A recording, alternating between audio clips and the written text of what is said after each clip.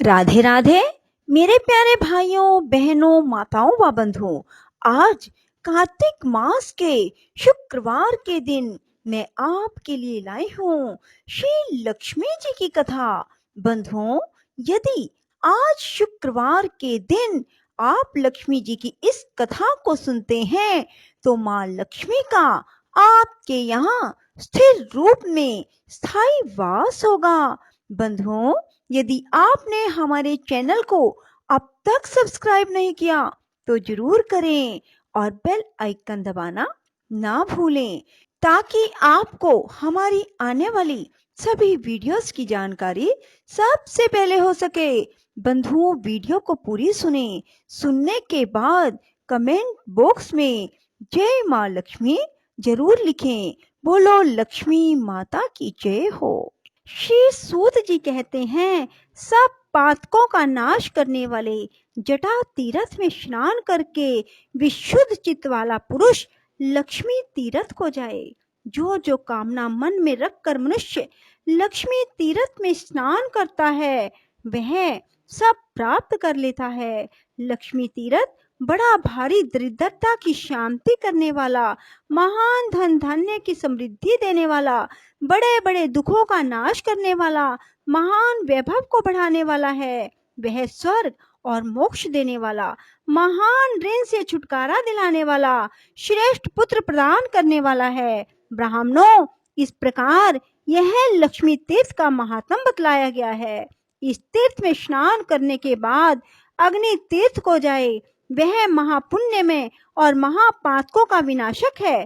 पूर्व काल में रावण को उसकी सेना सहित मारकर विभीषण को लंका का राजा बनाकर दशरथ नंदन श्री रामचंद्र जी जब सीता और लक्ष्मण के साथ सेतु मार्ग से गंधमादन पर्वत पर आए तब लक्ष्मी तीर्थ के किनारे ठहरकर उन्होंने देवताओं, ऋषियों और पितरों के समीप वहां अग्निदेव का आवाहन किया। तब लक्ष्मी तीर्थ से कुछ दूर पर अग्निदेव महासागर से ऊपर उठे और मानव रूपधारी श्री रघुनाथ जी को देखकर इस प्रकार बोले, राम, राक्षसों को भय देने वाले महाबाहु श्री राम, आपने जो रावण का वध किया है वह जानकी जी के पातिव्रत्य धर्म के बल से ही संभव हुआ है। यह बात सत्य है, सत्य है, सत्य है। ये साक्षात जगन माता लक्ष्मी है। इन्होंने लीला के लिए मानव शरीर धारण किया। जब आप देव शरीर में स्थित होते हैं तब ये भी दिव्य देह से आपकी सेवा करती हैं। आपने मानव शरीर धारण किया है, इसलिए ये भी मानव कन्या के रूप में प्रकट हुई हैं। आप भगवान विष्णु के शरीर के अनुरूप ही ये भी शरीर धारण कर लेती हैं। जगत स्वामिन देवादिदेव जनार्दन, आप जब जब अवतार धारण करते हैं तब तब ये आपकी सहायिका होती हैं। जब आप भृगुनंदन परशुराम के रूप में अवतीर्ण हुए थे तब ये धरणी नाम से प्रकट हुई थी।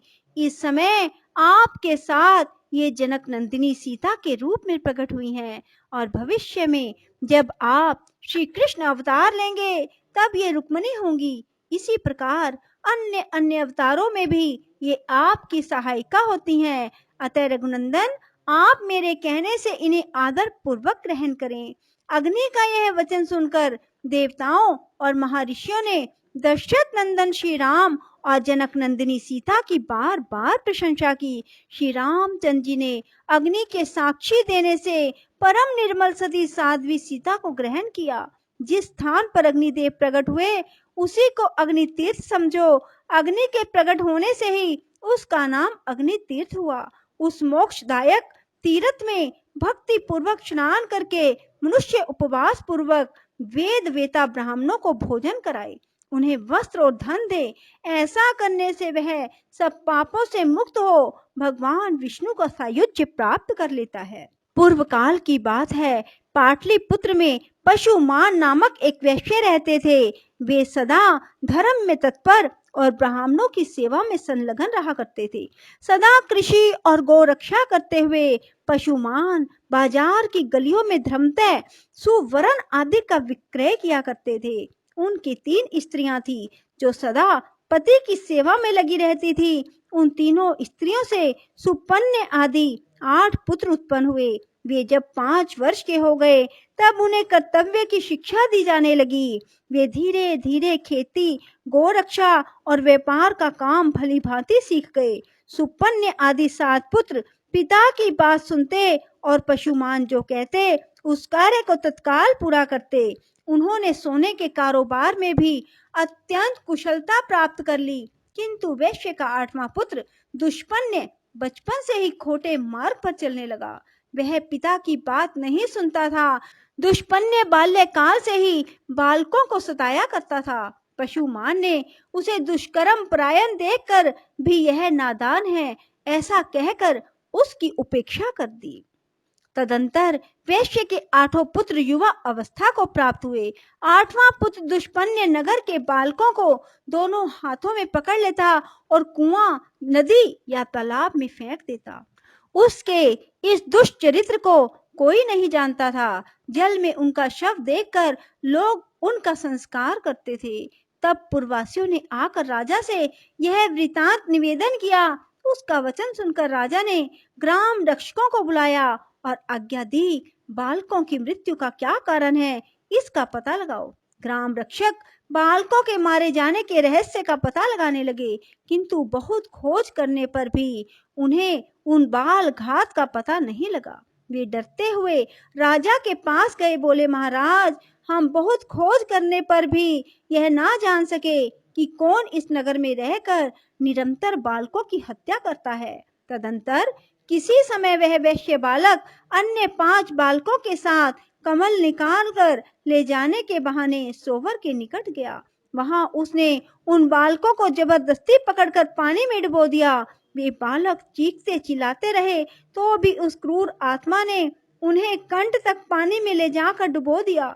उन सब को मरा हुआ जानकर दुष्पन्य शीघ्र अपने घर को चला गया। उन 5 बालकों के पिता अपने पुत्रों को नगर में ढूंढने लगे। वे 5 बालक अधिक छोटे नहीं थे।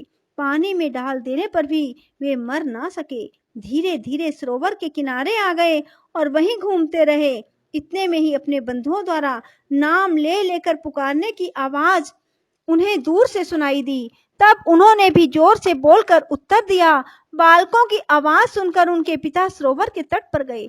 वहां उन्हें जीवित देखकर उन सब को बड़ा हर्ष हुआ। फिर पिता ने पूछा, तुम्हारी दशा क्यों हुई? तब बालकों ने दुष्पन्य के उस दुष्कर्म का वृतांत अपने बंधुओं को कह सुनाया। यह बात जाकर पूर्ववासियों ने राजा को इसकी सूचना दी। राजा ने पशुमान को बुलाकर कहा, पशुमान, यह नगर बहुत से बालकों से भरा पूरा रहा है, किंतु तुम्हारे दुरात्मा पुत्र ने इसे प्राय सूना कर दिया। अभी अभी इन बालकों को उसने जल में डुबो दिया था, परंतु दैव योग से जीवित निकल आए। बताओ इस समय क्या करना चाहिए? मैं तुम्ही से पूछता हूँ, क्योंकि तुम सदा धर्म में तत्पर रहते हो। राजा के ऐसा कहने पर धर्मज्ञ पशुमान ने कहा, राजन, जिसने सारे नगर को सूना कर दिया वह वध के योग्य है। इस विषय में कुछ पूछने की बात नहीं। यह अत्यंत पाप आत्मा मेरा पुत्र नहीं, शत्रु ही है, जिसने इस नगर को बालकों से खाली कर दिया। उस दुष्ट के उद्धार का मुझे कोई उपाय नहीं दिखाई देता। मैं सच कहता हूँ, इस दुष्ट आत्मा को प्राण दंड दिया जाए। पशुमान का यह वचन सुनकर समस्त पूर्ववासी पशुमान की प्रशंसा करते हुए राजा से बोले, महाराज, इस दुष्ट को मारा ना जाए, अपितु चुपचाप नगर से निकाल दिया जाए। तब राजा ने दुष्पुण्य को बुलाकर कहा, ओ दुष्ट आत्मन, तू शीघ्र हमारे राज्य से बाहर चला जा। यदि यहाँ रहेगा तो मैं तेरा वध कर डालूंगा। इस प्रकार डांट कर बताकर राजा ने दूतों द्वारा उसे नगर से निर्वासित कर दिया।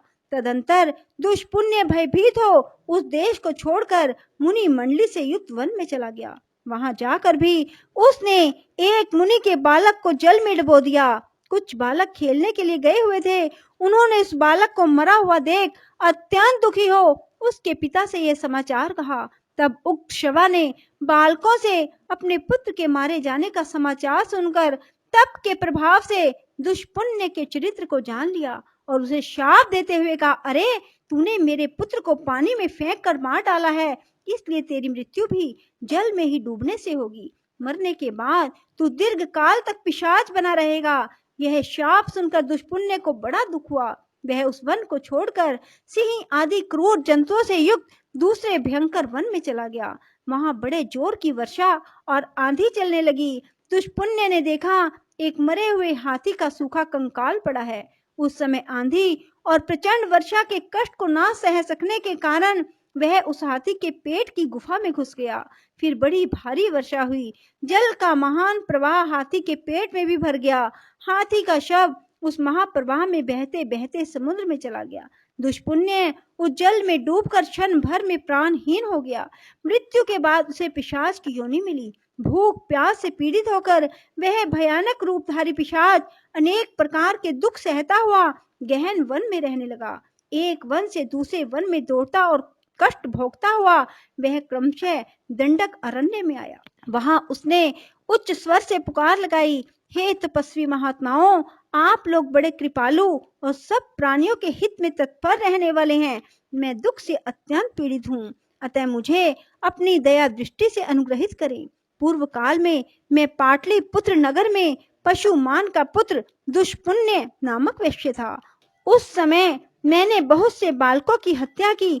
अब मैं पिशाच योनि को प्राप्त हुआ हूँ। भूख प्यास सहन करने की मुझ में शक्ति नहीं रह गई, अतः आप लोग कृपा करके मेरी रक्षा करें। तपोधनो, जिस प्रकार मैं पिशाच योनि से छूट जाऊं वैसा प्रयत्न करो। पिशाच का यह वचन सुनकर तपस्वी मुनियों ने महर्षि अगस्त्य जी से कहा, भगवान, इस पिशाच के उद्धार का कोई उपाय बताओ।